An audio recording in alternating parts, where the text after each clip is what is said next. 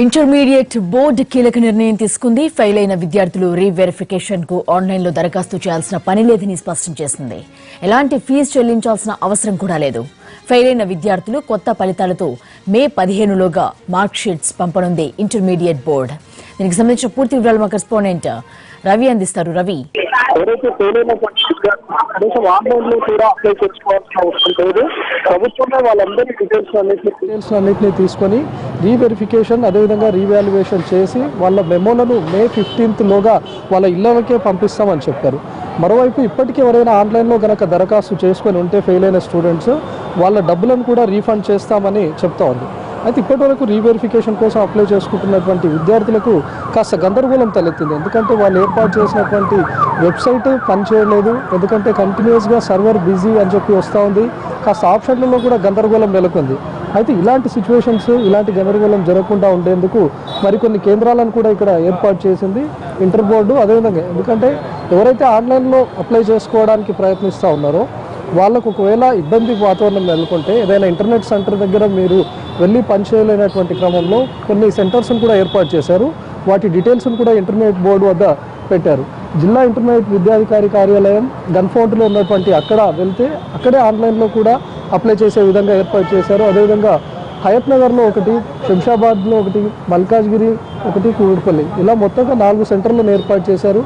ఎవరైతే పాస్ అయినటువంటి students reverification కోసం దరఖాస్తు చేసుకోవాలి అనుకుంటారో వాళ్ళ కోసం ఇది ఏర్పాటు చేశారు. రీవెరిఫికేషన్ కోసం 600 రూపీస్, అదేవిధంగా రీకౌంటింగ్ కోసం 100 రూపీస్ చొప్పున పే చేయాల్సి ఉంటుంది. సో ఇప్పుడు ప్రభుత్వం చెప్పినటువంటి విధం ప్రకారం ఎవరైతే పాస్ అయినటువంటి స్టూడెంట్స్ మాత్రమే ఇప్పుడు ఆన్లైన్లో దరఖాస్తు చేసుకోవాలి. ఎవరైతే ఫెయిల్ అయినటువంటి స్టూడెంట్స్ ఉన్నారో వాళ్ళు అప్లై చేసుకోవాల్సినటువంటి అవసరం లేకుండానే వాళ్ళ డీటెయిల్స్ అన్నీ కూడా ప్రభుత్వమే తీసుకొని వాళ్ళందరినీ రీవెరిఫికేషన్ అదేవిధంగా రీకౌంటింగ్ రీవాల్యుయేషన్ చేసి వాళ్ళందరి మెమోలను కూడా మే 16th లోగా పంపిస్తామని చెప్తోంది. మరి అదేవిధంగా ఎవరైతే సప్లీస్ రాసుకోవాలనుకుంటున్నారో వాళ్ళ కోసం కూడా ప్రత్యేకమైనటువంటి ఏర్పాట్లు చేశారు. చెప్పాలి సార్, ఎలాంటి క్లారిటీ ఇచ్చారు ఇప్పుడు ప్రస్తుతం?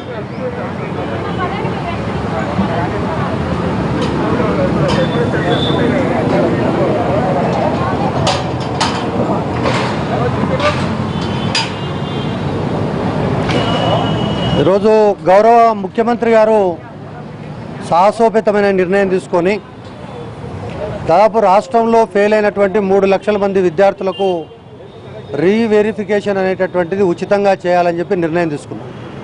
అదేవిధంగా పాస్ అయినటువంటి విద్యార్థులు కూడా వాళ్ళ యొక్క మార్కులకు సంబంధించి అనుమానాలు ఉంటే రీవెరిఫికేషన్ అప్లై చేసుకోవడానికి అవకాశం ఉంది. ఈ సందర్భంగా నేను విద్యార్థులకు తల్లిదండ్రులకు విజ్ఞప్తి చేసేది ఏంటంటే 3 లక్షల పైచీలకు ఎవరైతే ఫెయిల్ అయినరో వాళ్ళు తిరిగి అప్లై చేసుకోవాల్సినటువంటి అవసరం లేదు. బోర్డే స్వచ్ఛందంగా రీవెరిఫికేషన్ అనేటటువంటి జరిపి వాళ్ళ యొక్క ఫలితాలను ప్రకటిస్తుంది. అది కూడా 16వ తారీఖు లోపల ప్రకటించడానికి సర్వశక్తుల ప్రభుత్వం ప్రయత్నం చేస్తుంది. అయితే ఇంత లోపల వాళ్ళు పరీక్ష ఫీజు పే చేయాలి కాబట్టి పరీక్ష ఫీజు కూడా పే చేసి ఆ పరీక్ష ఫీజు చేసినటువంటి సందర్భంలో ఒకవేళ పాస్ అయితే పరీక్ష ఫీజు పోయినా కానీ వాళ్ళు ఒకవేళ ఫెయిల్ అయితే పరీక్ష రాయడానికి అవకాశం ఉంటుంది. కాబట్టి ఈ విధంగా విద్యార్థులందరికీ నేను మరొకసారి మనవి చేస్తున్నా, రీవెరిఫికేషన్ అనేటటువంటిది ఫెయిల్ అయినటువంటి విద్యార్థులకు మీరు అప్లై చేసుకోకుండానే ఉచితంగా, అంటే మీరు ఏదో కాగితం పెట్టాలని కాదు, మీరు ఎలాంటి అప్లికేషన్ లేకుండానే బోర్డే స్వచ్ఛందంగా చేస్తుంది. సో ఇంటర్ ఫలితాల్లో దాదాపు ఫెయిల్ అయినటువంటి 3 లక్షలుగా పైగా ఉన్నటువంటి విద్యార్థులు ఆన్లైన్లో ఏమాత్రం అప్లై చేసుకోవాల్సినటువంటి అవసరం లేదు. ప్రభుత్వం వాళ్ళందరి డీటెయిల్స్ తీసుకొని వాళ్ళ రీవెరిఫికేషన్ చేసి మే 16th లోపు వాళ్ళ మెమోస్ను నేరుగా ఇంటికి పంపిస్తున్నామని మనకు అనేటువంటి కీలక ప్రకటన చేసింది.